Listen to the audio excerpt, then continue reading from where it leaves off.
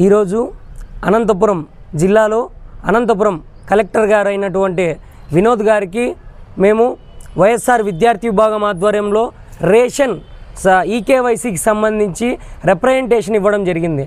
ఏమిట్రా రిప్రజెంటేషన్ అంటే, ఈ రేషన్ ఈకేవైసీ అనేది గవర్నమెంట్ రాష్ట్ర ప్రభుత్వం ఏదైతే తెచ్చిందో ఆ తెచ్చిన దాంట్లో విద్యార్థులు చాలామంది దూరం అయ్యారు.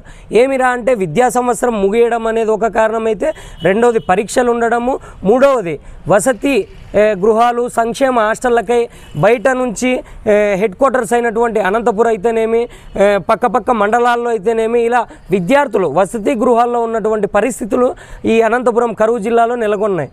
మేము కలెక్టర్ గారికి విన్నవించింది ఏమంటే, సార్ ఈ విధంగా విద్యార్థులు ఉండడం వల్ల చదువుకి దూరంగా ఉన్న స్థలాలకి చదువుకి దగ్గర కావాలన్న ఉద్దేశంతో ఉన్న స్థలాలకి దూరంగా వచ్చారు వాళ్ళు.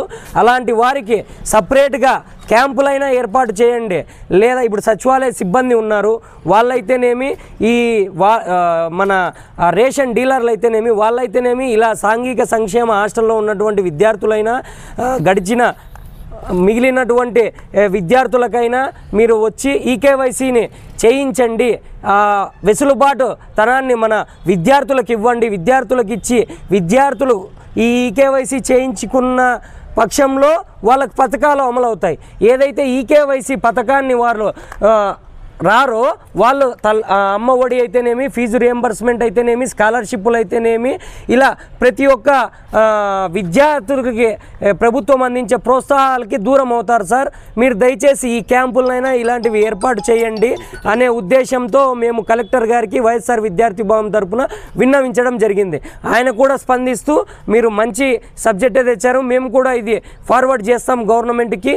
ఈ అవకాశము ఏదైతే విద్యార్థులకు ఇవ్వాలో, మిగిలిన వాళ్ళకి ఇవ్వాలో, దీన్ని గడువు పెంచాలని మేము కోరుతాం. మీరు నెల రోజులు అడిగారు, మేము కూడా అదే ఇస్తామనే, అదే గవర్నమెంట్కి రిప్రజెంటేషన్ చేస్తాము అనే విషయం అయితే మాకు తెలియజేయడం జరిగింది. మేము ఇదే కూటమి గవర్నమెంట్ని కలెక్టర్ ద్వారా, మీడియా ముఖంగా కోరుకుంటున్నది, ఇంకొకసారి కోరుకుంటున్నది ఏంటంటే, మీరు దయచేసి విద్యార్థులు చాలా ఇబ్బంది పడుతున్నారు, విద్యార్థుల పక్షపాతి అయి మీరు నిలవండి. నారా లోకేష్ గారు మీరు ట్విట్టర్లో హలో లోకేష్ అని పెడితే మేము స్పందిస్తామని అంటున్నారు.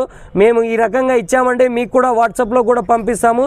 దయచేసి విద్యార్థుల్ని పథకాలకు దూరం కాకుండా వేసినటువంటి స్కెచ్ని మీరు గమనిస్తున్నారు ప్రజలు అనేది తెలుసుకోవాలని. మీరు మంచి మనసు ఉంటే, మీకు విద్యార్థుల్ని పథకాలకు దూరం చేయకూడదు అనుకుంటే, మీరు దయచేసి ఏదైతే ఈ కేవైసీ గడువు ఉందో ఆ గడువును పెంచాలని విద్యార్థుల పక్షాన మేము కోరుకుంటున్నాం.